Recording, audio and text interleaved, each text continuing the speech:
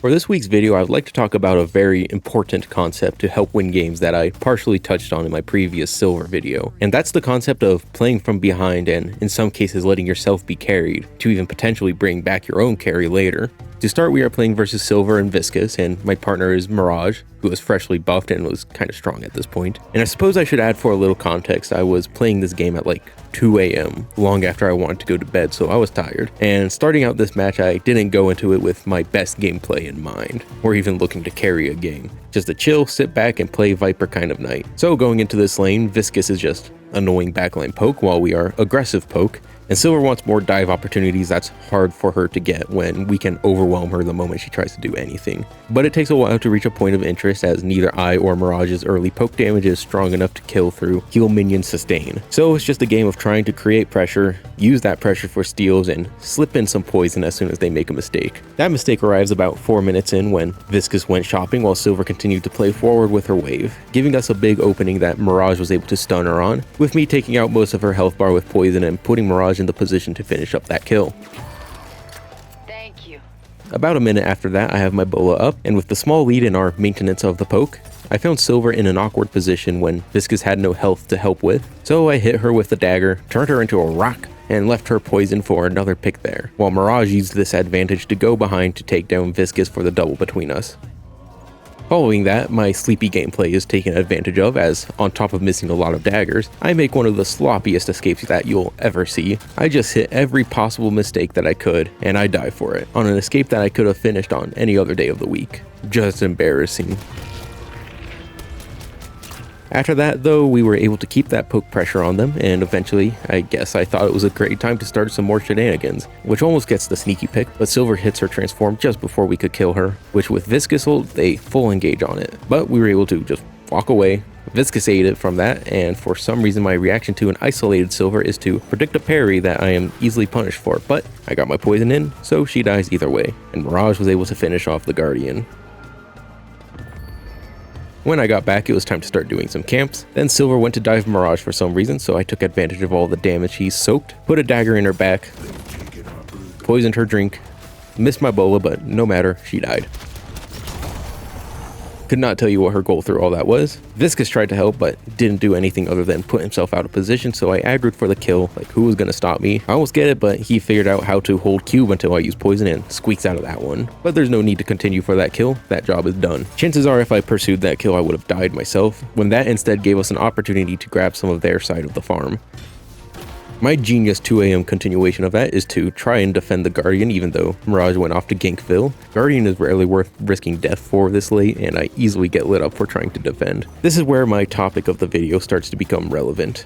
I come out of lane with 3 kills, which is great, but I have 3 deaths, and those are all deaths taken while holding a lead. So despite myself coming out of that lane successful, I am behind compared to everyone else. Instead of holding my lead, I gave it up. Even though you could say it's only 3 deaths and Silver had 4 with only 2 kills, I'm still behind her. And Mirage, who didn't die in lane, walked out 4k ahead of me, even though he only has 1 more kill than I do. And it's easy to point out why that is and make a macro change. See, kills and deaths aren't really about the cash deposit and objective damage you gain or lose from them. It's the revenue loss. Especially in lane, it's costing you money from the waves coming through. And when you die with that lead, the enemy not only gets a bit of that extra money back, they can farm waves that you are now losing. And with a lead, there's a slightly longer death cooldown for you, making you lose even more minion income. And your macro decisions should be influenced by that. Because unless someone is running away with it, for most cases, if you're putting the effort in, you can prevent yourself from dying. All 3 of those deaths I showed were avoidable in some way. I'm playing one of the squishiest characters in the game, which is a playstyle switch-up I end up taking longer to change in this game than I'd like to. Not over dying in lane so that the bad guys aren't able to crush you is a different concept that I would like to talk about in another later video,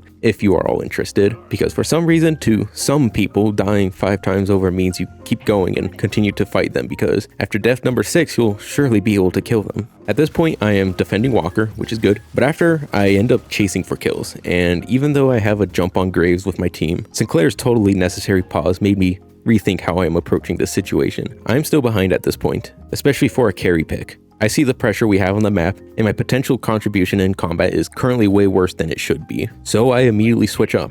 I know I can uncontested grab their double centers, then rotate to apply pressure elsewhere, which ends up being put on Midwalker, with an escape as soon as there is a response. My thought process is that this match is still very even. There isn't a stomp happening and our current team lead is fragile, and there's a possibility of me ruining that. Essentially, the way I am playing, and at the pace I am playing, there's a good chance of me letting my team down in a destructive way, which could lead to an unnecessary loss of this match. And avoidance of this situation comes down to simply not dying and giving the enemy free pressure. So then, because I am behind, if I instead maintain lanes, farms, and objective pressure in a safer manner while still watching for team contribution opportunities, I won't be in a position to cause this game to be a loss. And I can instead invest into later contribution that will be easier to reach because, and this doesn't happen yet at this point in the game, I will realize I am dying too much and I correct that so that my own soul differential isn't wider than it needs to be. A great example of the needless dying is from this play here. I chase and get the lash kill with Kelvin, but I tried to commit in some form instead of anticipating response despite my overextension for that kill. And instead of attempting to walk away, I half commit without enough health and with most of my value still in my pocket, so I of course die. Why shouldn't the team show up to kill 2 low health targets instead? That whole engagement you watched went on for so long, and of course it's going to get shut down like that at some point. Also, look at the map. There's so much available. Simply clearing a quarter of this map is going to be worth way more than that lash kill.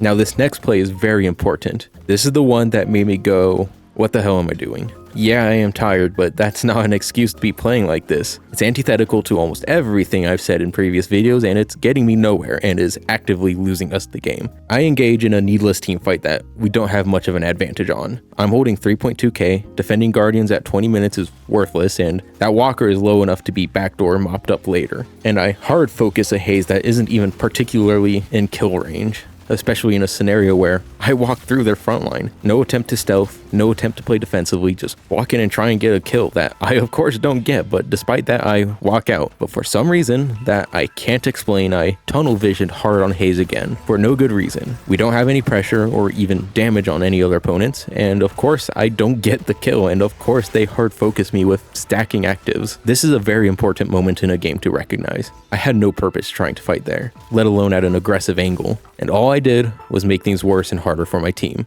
After that, I needed to change my strategy, and that strategy includes the groundbreaking macro technology called not dying. After this play, with 20 minutes of gameplay remaining, I die only one other time. Like I mentioned before, all I need to do is play around waves, available camps, and unattended objectives while playing around my team in confident fights. If I do that in a safe manner, within the next 10 minutes, I can at best be back in a position to carry for the end of the game. At worst, let myself be carried while contributing as much as I can without making the game needlessly harder for my teammates and the carries. Another thing, as a side note, if you are losing games and hit double-digit deaths, especially consistently across multiple games, there's a good chance you're the problem and you caused the loss. If you want to argue against that, comment a match ID with your case, and I will happily argue with you. So then, what is my goal going forward? First thing I need is the 3 core 6.4k items on my build, ID in the description. Magnum, Leech, and Spiritual Overflow. Magnum first especially will give me a huge bump to my damage for farm, fights, and objectives, which speaking of is my second goal. Those walkers are worth a lot, and the slots are invaluable. Any opportunity to potentially take an objective, I go for it. The moment I'm contested, I can walk away and grab some farm, because another important concept, without doing much, I pulled someone away from pressuring other lanes, making things for my team one person easier in multiplayer conflicts. The last goal, which is very important to success when taking a farm first mentality, I still want to contribute to my team on essential fights. That could be earn, pushing or defending objectives, or in some cases fighting for mid-boss. And right now we have a good number and positional advantage to apply on the opponent, pushing for our yellow walker. And since our other lanes are being maintained, it's a great opportunity to, without being too over-aggressive without numbers, defend a pretty essential objective, forcing the enemy to retreat, leaving their graves behind. And it's straight back to the farm after that so I can grab that Magnum, while the team is able to use that opportunity to wrap up that walker. Lash went to run the urn, so with Mirage and me watching the map, Sinclair and Graves are already fighting, while Silver is maintaining yellow, and in anticipation of others playing in the direction to fight the urn, we have the opportunity to quickly snipe that blue walker to our completely uncontested success. And instead of chasing the now overextended Viscous like I would have 10 minutes ago, I walk away. I got farm to tend to, and I would have been jumped by Haze. That kill would have not been worth it. Next big thing to happen was an urn fight brought upon us by Graves. My strategy based on the fight centralizing around Kelvin was to find Graves and sneak one on the backline, but I couldn't find her. Hayes dropped down from somewhere and I put a chunk of damage into her, nearly killing her before sliding away while timing out the silver transform, but I still wanted to deny the urn. I, still being 2 AM tired, completely mistake the little soul box drop for the urn and tried to sneak it even though it's very clearly actually by the drop off being picked up by Viscous right in front of me. That would be my last death of this game, and I'd say that was more out of sleepy discombobulation than poor macro and gameplay like my other 5 deaths. Either way, we lost that urn, but through all that, Shiv and Mirage had been out on green, sitting back and easily grabbing that last walker. Back to farming, I played around green since Hayes was clearly trying to push for that walker, so I wanted to anticipate her push to get that pick with Shiv, but she sneaks off before that could happen.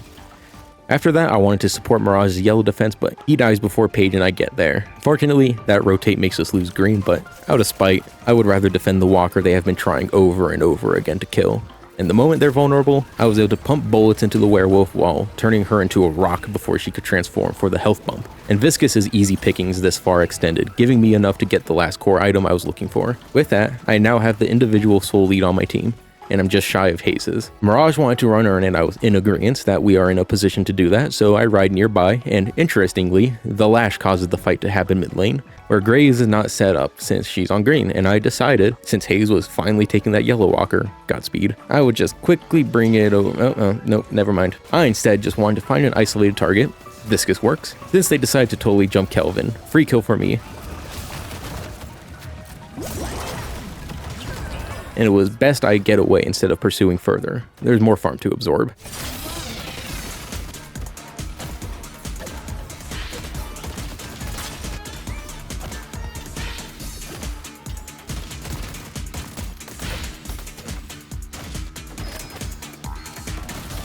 Headed to green.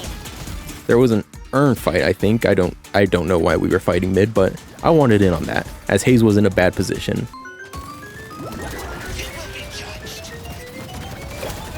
I sneak that kill, Lash, Viscous, and Silver target me, and I will happily fight them here in Vyper's domain. Someone did all of Lash's health bar, so he got folded. Viscous bailed, so Silver was left wide open.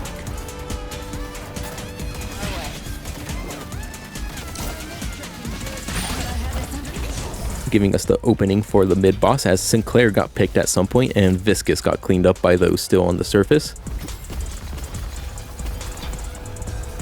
With the rejuve tokens, the base push started sooner than I expected, with full engagement from the bad guys, so I cracked the mid and yellow side with some pressure on the shrine in hopes of pulling some of that 6-man pressure away from my teammates, which I do. I get their 2 biggest threats, Hayes and Graves, to totally chase me, which allowed my team to turn the fight. And as I was rotating to help the team, Hayes took the worst route possible to also get there, allowing me to completely obliterate her as if she was a wimpy piece of paper. Which is completely factual, by the way, putting a huge 90-second dent into their defense.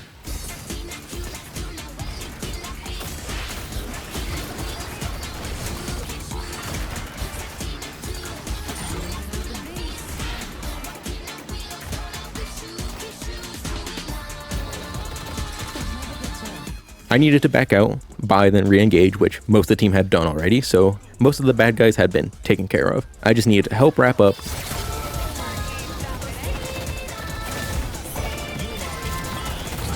grab the remaining shrine, phase the patron, take care of the remaining mosquitoes,